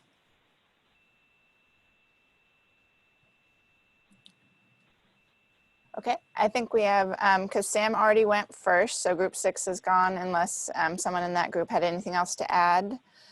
So then I think it's Denali and Noor's group 7. Hi, Jet, this is Denali, and Noor had to jump off, so I will be jumping around with Josie and with Corey. So we talked a lot about what it means to control the narrative, and I think Margaret pointed out right away, it feels like a lot of times Indigenous knowledge is being converted into data points. And so what does it mean for us to control and reclaim that narrative and not just have it be data points and have our Indigenous knowledge, relayed that way to different communities, whether they are our Indigenous communities or science communities as well. Sorry about that. We also talked about what our collective goals would be if we had an Indigenous, observing network, which I really see us building right now and out of this conversation. What does that network look like? What does it look like under COVID-19, when we are all in our unique areas? And then of course, with travel concerns anyway, outside of the coronavirus. We also talked about equity, and I'm kind of like running through this. We do have pretty extensive notes, so I'm sure that we will be sharing that with you. But we also talked about equity at the local, state, and federal level, especially here in the United States. When we think about co-production of knowledge, we have to be considering it at those multi-levels, as many of you have pointed out. And what does true co-management mean and look like? Corey brought up, and I think can speak a little bit more to the Whaling Commission and the fact that co-management might not have been done in the right way, even though it's being uplifted as the best way for co-management. So what does co-management defined by us as Indigenous people look like? And Corey, I'll pass it off to you, and then I do have a few more notes from our session. Thank you, Denali. And I think to bring the relevancy to the bigger group too, I think it also correlates with what does co-production of knowledge look like. And I think I'll just give a little framework. I'll give a quick little rundown on the history of power relations in this situation. I think late 50s, early 60s, state of Alaska became a state. If we just consider before that, as far as the Arctic regions, I think we'll just consider before that no rights, no Indigenous rights. But kind of going into that era, the early 60s, Alaska became a state and they were granted 130 million acres of land. And they were allowed 25 years to select this vacant land. They went around with the feds and they were kind of divvying up the land as far as the quote unquote most profitable lands, and it had to be vacant. What's vacant? Undeveloped. So pretty much all of rural Alaska. So they're going around chopping up the land, having conversations how they're going to develop it. Project Chariot, Rampart Dam kind of rings a bell in this era. So it was really people across Alaska kind of rose up and convinced the Fed government in 1966 to put in the land freeze, which forced the state of Alaska and the oil companies who were licking their chops to get that oil out of the North Slope to deal with the Indigenous rights. So ANCSA was written in pretty much light speed in terms of writing laws, and so in 1971, ANCSA was put in. The reason why I tell this is because right at the last minute, Senator Stevens and Senator Meggleston snuck in the extinguishment of subsistence rights to the natives, and I think that's another story, but we have to amend that, And then the other thing was that ANCSA forced the North Slope to share 70% of their profits. So it kind of turned the Native organizations kind of against each other just by that formation. The reason why this is important is because shortly following after that, the North Slope devised a very brilliant plan to use state law to create the North Slope Bureau, which allowed them to tax the infrastructure of the oil fields. The state of Alaska, the oil companies fought this tooth and nail. But the locals on the North Slope were able to establish that North Slope Bureau, and that taxes the infrastructure on the oil fields there. So how does this relate to co-production of knowledge? What this did was it created a pool of money for the North Slope Bureau to be able to spend money on their own science. And why is this important is because in 1977, the International Whaling Commission they shut down whaling on the North Slope for subsistence whaling because of And how does this relate to the observation summit? Because of 2 observations of 2 NOAA scientists who came and spent one spring whaling season out on the edge of the ice, and they counted 1,000 whales pass. And they said, okay, you caught 1,000 whales. There were 112 strikes that year across the North Slope, and they said, okay, this population is going to crash. So while they're doing that, the locals are rising up and saying, no, this is not right. I mean, there's whales that pass under, there's whales that pass way out there. There's way more whales than that. But so what this clearly shows that, you know, that the 2 scientists, and this is going back in the 70s, this is not the situation now, but the observations of the scientists were held at such high esteem that it shut down the whole thing. Whereas the observations of the locals, literally thousands of locals who share their observations, a sharing network that goes back decades, were totally disregarded. What it forced the locals to do was to spend, you know, what, $7 million pretty much is what I've heard, to bring up their own scientists, to live in Ukagvik and to co-produce knowledge, and they're spending out of pocket for this. And they had to, that's how they took control of the situation. They spent a lot of money out of pocket, and to this day, the Snoresville Borough still spends a ton of money. You know, I'm not speaking of, I don't work for them or anything, but I'm just speaking off on a personal observation, is that they spend a ton of money just to maintain that kind of control of the research. So like when everybody says that co-production of knowledge, let's do it like them, it comes down to the power of asking the questions, controlling the data, and utilizing that data both in local, state, and international circles. And it comes down to power issues. And then, you know, the golden example that everyone always talks about is because the Northwell Borough pays out of pocket. So that's just one example I wanted to share. And then we're right next door to Northwell Borough, UIC Science. We provide straight logistical services to scientists, and that's so like it's hard to copy those 2 models strictly, but in other places in the Arctic, it's going to be a mixture of those. It's going to have to adhere to the specific situations in each community. Dogaden, Corey, we also talked about the shifting of paradigms and tipping points, and you know, how are we shifting a paradigm to an Indigenous paradigm, as well as, sorry, my dog's being restless. And then also what are the tipping points that we have already faced, and what tipping points are coming? And, you know, in many ways, is COVID-19, is the coronavirus that we're facing right now a tipping point? I think is a question that we all have to be considering right now, especially just thinking about the implications of this meeting and how it reverberates out into our observing network. And then how do we, this is something that Lena brought up, it's how do we twist our minds? And Lena, maybe you can clarify for everybody as well. You know, how do we twist our minds in the same way that Sila is having a shift, how the land and our earth is adapting as well? How do we adapt in our mindsets?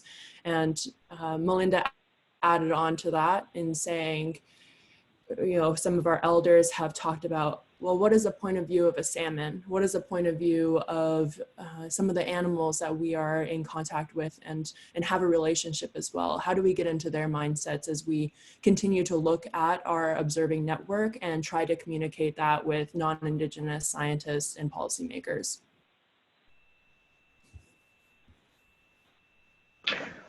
In Greenlandic and Inuktitut, Sida is the weather. It's also the universe when we bring swak on it in Greenlandic, but it also means the human mind. So I have a Sida inside within me, but I'm also out in Sida, both outside, but also at the universe. And when the Sida is shifting, that we have seen for the last at least 20 years, where scientists became aware that things were changing in the climate, we have been trying to understand what is happening. And one elder I interviewed already back in 2005 in South Greenland, in Derek, he told me that in order for us human beings to understand the twisting mind of the universe, we have twist our own minds as well. So this is a very short and very precise, to my understanding, way of telling what it is that the people are experiencing, and to put forward a way of knowing into this big industry that the climate crisis has become, not only to the nations, but also to scientists and researchers at global level.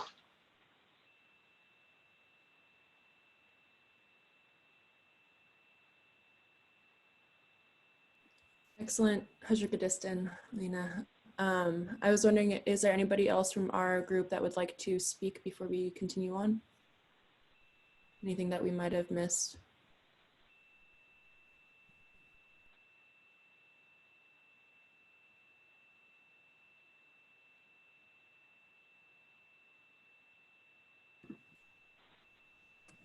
Now, are you going to make more points, or are you going to move on to the next group?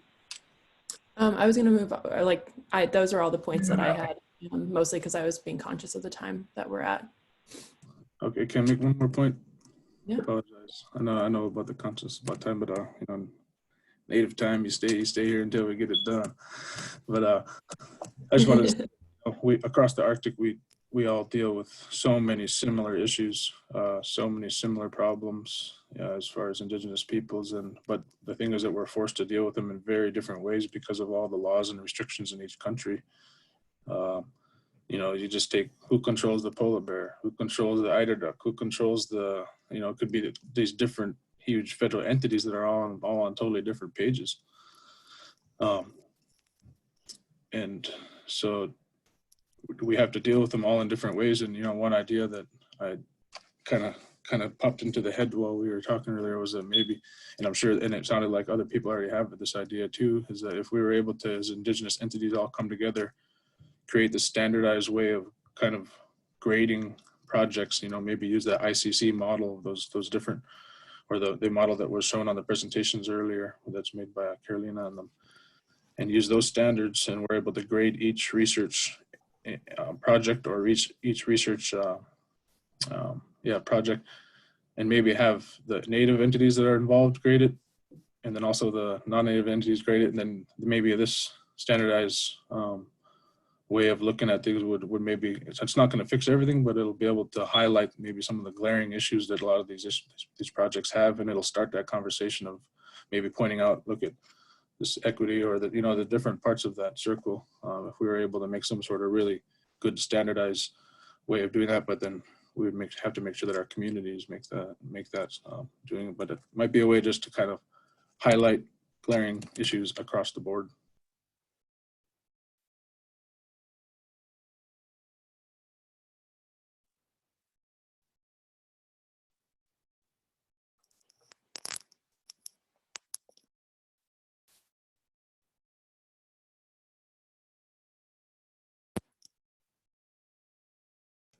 Great, thank you. Josie, Josie's on. That was the last group, so Josie, it's all you.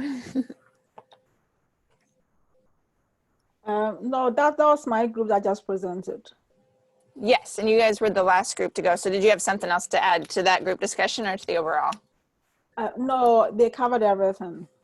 Yeah. Okay. We good. Yeah, we can move on. Well, that was the last group to report out from their breakout sessions. So I'm not sure from you guys if you just wanted to remind folks when the next sessions are, or where you wanted to go from here. And then I think first, like if somebody could find out what time the next session is tomorrow, that would be great. Well, I just remind everybody what we said earlier about our next steps. So we're going to meet as a group and, compile all of what we've heard we're going to share some of the key points for the whole broader observing community, and then we're also going to build on what we've discussed today, and we'll have a large facilitated discussion tomorrow. And so we invite you to come back tomorrow. And has somebody found out what time our session is tomorrow? Yeah. Yes, so it is 12 to 1, according to the calendar, it's 12 to 1:30 Alaska time tomorrow. Does that make And sound then it looks like, right for everybody? Yeah, and 8 p.m. UTC. Yes, correct. And so Koyana to everybody for the presentations and the discussion and for joining us. We really appreciate you taking the time out of your day to spend it with us. So, and furthering the conversation. So if there's anyone else with final words before we close, we'd like to open it for you to share your thoughts with the group. This is Rosemary. It's really important as we go forward that especially tribes and communities understand key terms and definitions and how they move through the process. Variables such as may, will, have, could change to could, should, or may. Decision criteria values differ. As Indigenous people, we may not move down decision-making criteria that is set in research as others would. It's important about the ownership of research. We had a research project sold to industry, and ownership is really important, but also local control, multi-generational. But human health and policy is important. The military testing of the past is an example of a bad way, or the failures to assess full industrial exposures. Language is important when you say training and capacity. When you have tribes that have buildings that are substandard and do not have basic computer sets that allow them to engage effectively in data research or put data sets into other research data sets, those are important parts of variables that are blocking our participation. Tribes can ask environmental health concerns, but tribes cannot take a tribal environmental concern priority through an agency. And then lastly, you talk about coronavirus. I talk about national policy and exemptions that are allowing industry to continue to bring personnel across the nation and the world through our homelands and the industrial fields to this day. Thank you.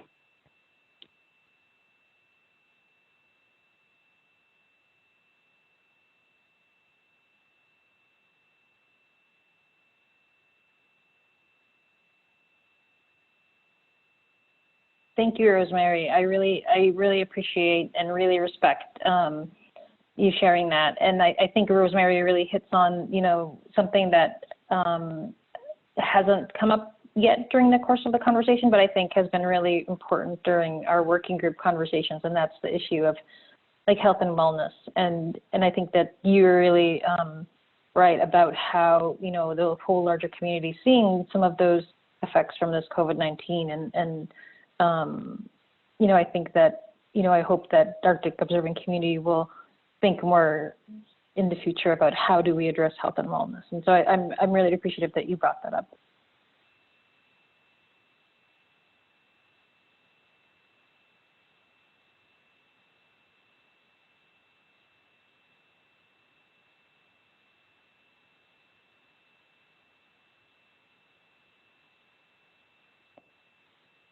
Did anybody else want to share anything? Hi, this is Laurel Gatchatag. I am a former Arctic Youth Ambassador with that program, and then I recently transitioned within Norton Sound Health Corporation into an environmental health specialist role, and it's been really fascinating to be able to combine the two Arctic initiatives and environmental health, and what does that look like from a food security point of view.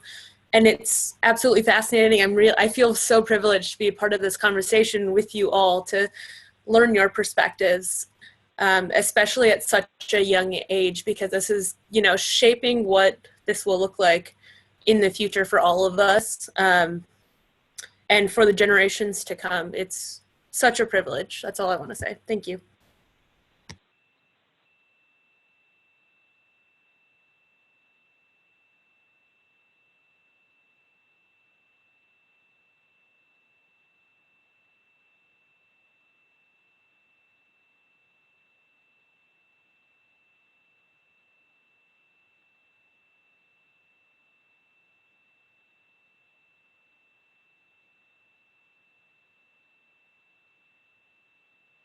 And thank you, Laurel.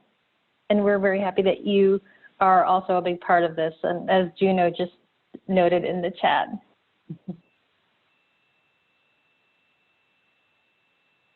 Is there anyone else who'd like to share something in closing?